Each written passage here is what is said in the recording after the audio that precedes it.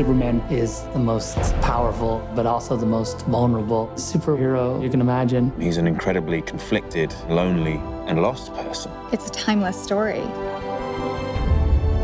Superman is a story for everybody. It's going to be intense, visceral, really exciting to watch. We need champions and we need someone to believe in. It's about the potential for every person to be a force for good. We have to believe that somebody can make things right. From the first time I could ever remember, Superman was one of the people I wanted to be.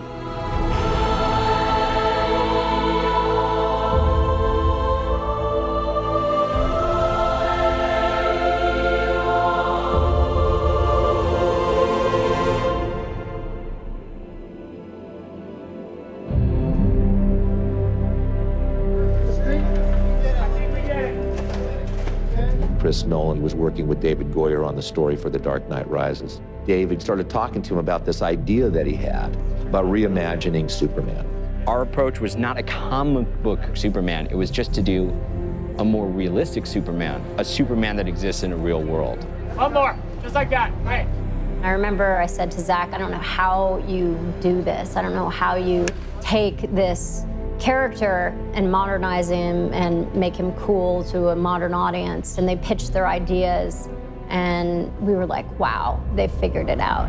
What Chris and David did was, let's let the audience participate in the experience of being Superman without breaking the things that make him Superman. They were able to sort of make him relatable, ground him, and make him feel real.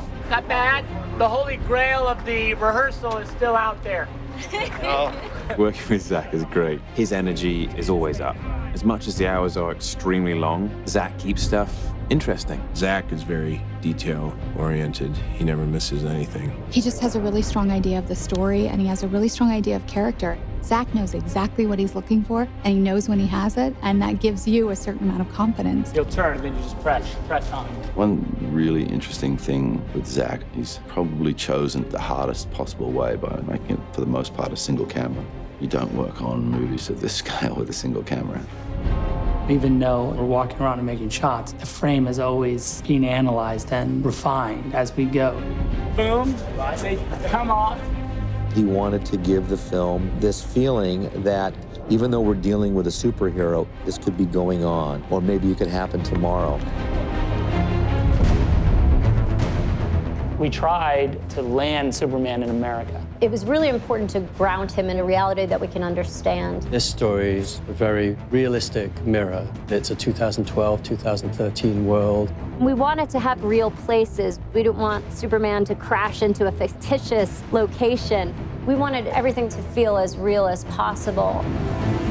There are ways into the story through that contemporary world. There's a real connection for the audience to understand this is our contemporary condition. The most minute little detail all the way to the biggest, broadest concept, all of it gets the same attention. It really makes the movie deeper and more interesting on every level.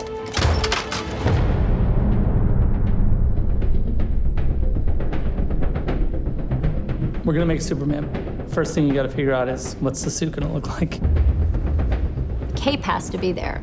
If you look at the suit without the cape, you realize it's not Superman. But you know what? I think the underwear outside the pants is something that maybe can go. The reason why his underwear is on the outside of his pants, it's a leftover from Victorian era strongman. I probably looked at hundreds of versions with underwear. It fell by the boards because I couldn't make it consistent with the world that we were creating.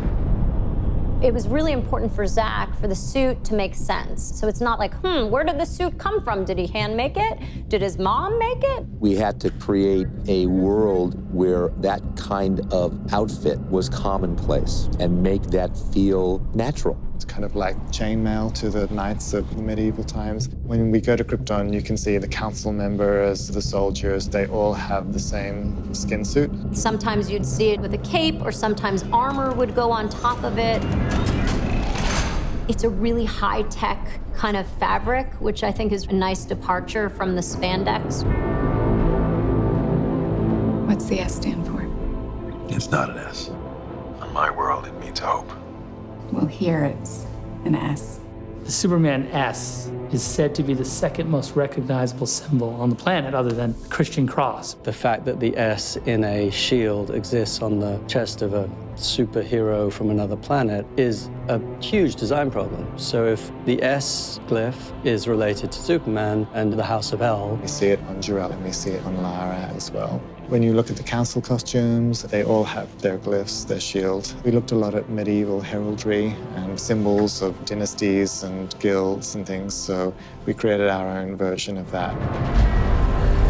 You have to go and find the why of it. You know, it's like an illuminated text. There's a reason why those monks have been redrawing that same thing for 1,000 years. It's got a very alien feel to it, while being recognizable as a suit that we know and love. It's that fine line of reinventing him, but still seeing him in there.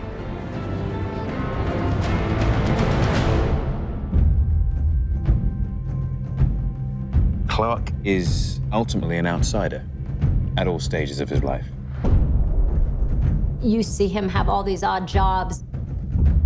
He's on a quest to find out who he is, where he came from.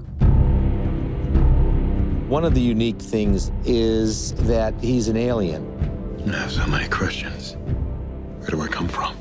What world do I belong to? Is it this one or is it another? Do I have another father on another planet? Who am I? He's kind of lost in the world and doesn't really have a place. Starting the movie from that point of view allows the audience in because they share those same questions and insecurities about their places in the world. One of the things that's really important to Jor-El to try to communicate to his son is that these strengths that he has. It's a huge responsibility. His teachings are all about leading from the front, being a shining hope and example, and not hiding what it is that you are. He'll be an outcast. I'll kill him. How? He'll be a god to them. Instinctually, when something bad happens, he is able to react. And when he reacts like something nobody's ever seen before. Jonathan teaches a slightly more careful approach. He's more protective of what Clark is. Things happen as he grows up where people know that he's different and they're hiding this secret. You're going to require as much strength morally when you have that much strength physically. Clark, you have to keep this side of yourself a secret. What was I supposed to do? Just let him die?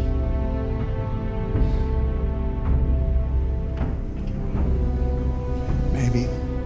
We have this character that has all these incredible powers. Everybody wants to fly. Who doesn't want to fly? Everybody has the same dream, the defiance of gravity and all that that symbolizes. Obviously, we see Superman fly because he can control his power and his speed. I wonder what it would be like to be able to just take to the sky, to feel the wind through my hair would be the most incredible thing. The super speed aspect of the fight makes them completely superhuman and beyond the scope of what is actually possible. We're going to see action in this film like we've never seen it before. Much more physical, much more high-powered. There was definitely a real conscious effort to support the idea that this is happening between Kryptonians. One of the talents that they would exploit would be that sense of speed to be able to vanquish their enemy very, very quickly. Superman is from another planet. He calls into question so much of what we take for granted, whether it be philosophical or physics. He has come to Earth to remind us of ourselves. Miss Lane, not a fan of the Daily Planet, but those pieces you wrote when you were embedded with the First Division were pretty impressive. Well, what can I say? I get writer's block if I'm not wearing a flak jacket. Lois has always been a strong female character. The difference is that our Lois is more proactive. She's doing all the things that she needs to do to understand this character that could save her world. How do you find someone who has spent a lifetime covering his tracks? He hasn't quite factored in the idea of being the savior of the world until Zod turns up. My name is General Zod. For some time, your world has sheltered one of my citizens. General Zod is the military leader of Krypton. He's a fiercely devoted warrior. I have a duty to my people, and I will not allow anyone to prevent me from carrying it out. You are presented with a character that, from his point of view, is striving to do the right thing. To Kal-El, I say this. Surrender within 24 hours, or watch this world suffer. My hopes and dreams travel with you. The idea of these two people on a dying world having to make this sacrifice where they would say, you know, we're never going to see our child grow up, but we've got to put this message in a bottle. Clark gets his DNA from another galaxy, but he gets his character from Jonathan and Martha. You're the answer to Are We Alone in the Universe? Can I just keep pretending I'm your son? You are my son. Kevin plays the part with such tenderness and empathy and understanding. What do you do when you have an offspring that's this powerful to instill a sense of right and wrong? Well, look at you! Superman gets a lot of his strength from Jonathan and Martha, and the strength which Kevin and Diane brought to those roles flows off them in their performance. Dusty! Mrs. Kent, I'm Lois Lane from the Daily Planet, and I'd like to talk to you about your son. The protectiveness that she had. As a mother myself, that's something that I look to instill in my daughter. I can't print this, Lois. You might have hallucinated half of it. Harry, come on, it's me we're talking about. Perry White used to be an investigative reporter, and there's still some of that in him, but he has the responsibility of keeping people within the boundaries of good taste, let's say. Lawrence just made it so easy to fall into that sort of contentious relationship with me. I told you not to run with this. There's a humanity that goes through every character in this piece, whether it's Pa Kent, Jor-El, Lois, Perry White, or Zod for that matter.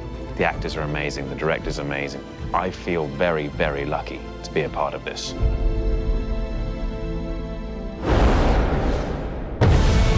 It's reinventing Superman. What'll really be modern about what we're doing is Zack's vision of it. This imagining has such a sense of humanity. It's a spectacular adventure. People are going to feel part of the movie. The scope and scale of the movie is epic. Every scene, every moment, you haven't seen that.